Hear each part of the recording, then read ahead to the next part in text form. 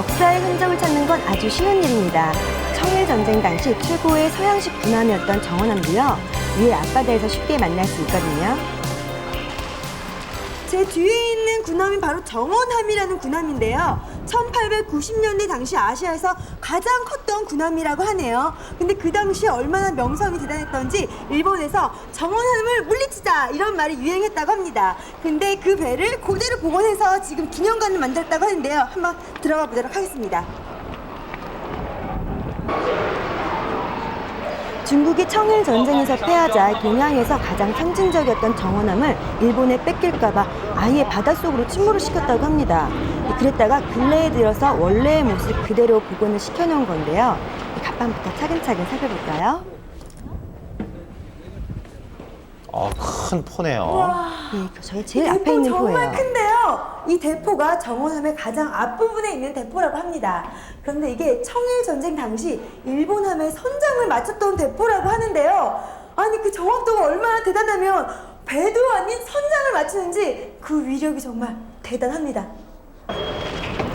네, 이번엔 위쪽으로 올라가 봤는데요. 이게 바로 정원함의 키라고 하는데요. 보통 배에 키가 하나씩밖에 없다고 하는데 여긴 정원함이 워낙 커가지고 3개가 있다고 하네요. 그 당시에는 이 큰 장정들이 6명이 양쪽에 3명씩 서가지고 움직였다고 하는데 저도 한번 해보겠습니다. 제 키보다 훨씬 크고 육중한 키를 돌려보면서요, 정원함의 엄청난 규모를 다시 한번 느낄 수 있었습니다. 이번엔 갑판 아래로 내려왔습니다. 지하 1층에는 일반 병사가 아닌 지휘관들이 머물던 선실이 있었는데요. 이 방은 이렇게 재물을 관리하는 그런 방인 것 같은데요. 이렇게 그때 썼던 것들을 실제로 재현해 놓은 것 같아요. 거울도 굉장히 오래돼 보이는 게 그때 당시에 그런 걸 느껴지는데요. 보니까 칼도 있어요. 칼이 어휴. 하나라 헐짜 헐짜 이렇게 되는 것 같은데요. 왜 저랬죠? 여기는 연회실입니다. 정원함이 만들어질 당시에 중국에는 서양 문물이 들어오기 시작했는데요. 그 때문인지 이곳 연회실도 서양식으로 깔끔하게 꾸며져 있었습니다. 꼭 고급 레스토랑에 온 것 같죠? 여기는 어딜까요?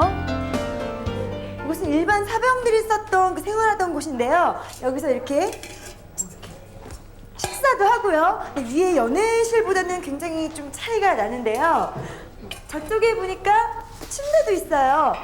흔들흔들. 저는 서 있는 것도 지금 멀미가 나려고 하는데 잘 때까지 이렇게 흔들거리면 굉장히 괴로웠을 것 같은데요. 실제로 바다 위에 있어서 정말 멀미가 나더라고요. 이쪽에 악기들이 네. 쭈르륵 놓여 있는데요. 이거는 이렇게 우리나라 아쟁 비슷한 것 같은데요. 뚱뚱뚱뚱뚱 뭐 이렇게 소리가 나지 않았을까요? 그 선원들이 외롭거나 좀 괴로울 때 이렇게 괴로움을 달래면서 즐겼던 것 같습니다. 여긴 그 밖에도 정원함에는요, 1890년대 당시 선원들의 생활을 보여준 여러 가지 유물들이 다양하게 전시되어 있는데요. 이렇게 끊임없이 과거를 알려나가는 모습에서 중국 역사에 대한 그들의 자부심을 느낄 수 있었습니다. 중국 역사의 아픈 흔적이 남아있는 또 다른 곳, 유공도를 찾아 배에 올랐는데요. 손님이 무척이나 많더라고요. 유공도는 위해에서 배를 타고 10분 정도 가면 닿는 섬인데요.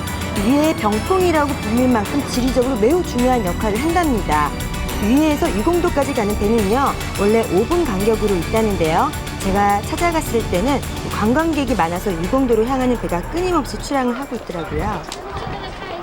유공도에서 사람들이 가장 많이 찾는 곳은요, 바로 청일전쟁 박물관입니다.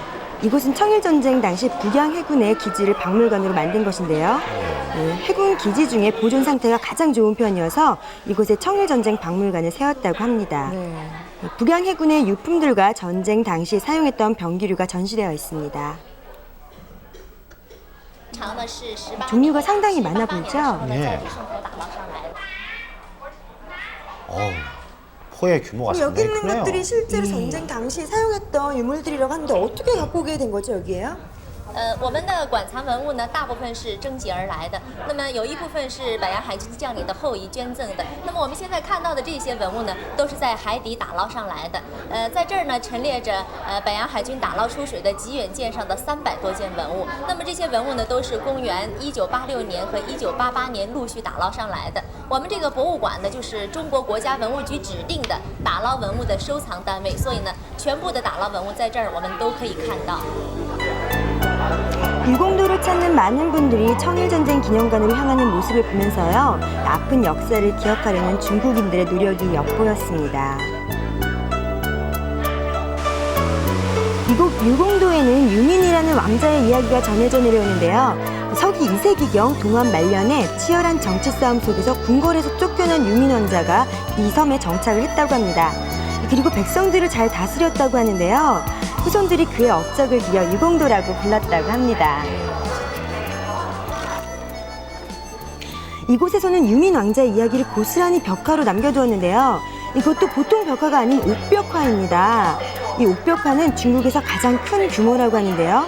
유민 왕자가 성에서 쫓겨나 헤매다니던 모습부터 이곳에 와서 섬을 다스리던 모습까지 아주 정교하게 새겨놓았습니다. 저거 다 새긴 거죠? 예, 전부 다 옥이에요. 예. 굉장히 섬세하네요. 이건 선우공 여의봉인데요. 여기에도 전해져 오는 이야기가 있습니다. 선우공이 유공도를 지나다가 유공이 백성에게 줄 약을 다리는 모습을 보고 감동을 받아 기도를 드렸는데요. 그만 실수로 여의봉을 떨어뜨렸답니다. 그게 하필이면 유공의 약 항아리에 떨어뜨렸다지 뭡니까? 그래서 화가 난 유공이 손오공에게 여의봉을 돌려주지 않고 그 약통에다가 이렇게 세워놨다고 하네요. 좀 말이 안 되긴 하죠? 예, 볼거리가 풍부한 유공도에는 아주 신기한 악기가 있어서 발길을 잡는데요. 바로 수금이라는 물악기입니다. 우와, 근데 저기 물에서 소리가 나죠? 근데 이게 중국에 단 하나밖에 없는 물 악기라고 하는데요. 아니, 너무 신기해요. 이렇게 가면은 소리가 그냥 나는데요? 물악기를 보고 신기하는 건 저뿐만이 아니라 아이들도 너무 좋아하더라고요. 위의 병풍, 유공도를 보다 멀리, 보다 넓게 보기 위해서 케이블카에 몸을 실었는데요. 아름다운 자연 경관을 훔치지 유공도에서 않으면서 가장 높은 지대인데요. 올라왔더니 바람이 너무 심하게 불어요. 이 유공도는 중일전쟁 당시 일본 군대한테 졌던 아픔이 있는 장소인데요. 기념관도 지어놓고 여러 가지 시설들을 만들어놨어요. 올라와서 보니까 유공도가 한눈에 다 보이는데요. 이 아름다운 자연 경관을 해치지 않으면서도 아픈 역사를 잊지 않고 기억하려는 중국 사람들의 의지가 그대로 느껴지는 여행지였습니다.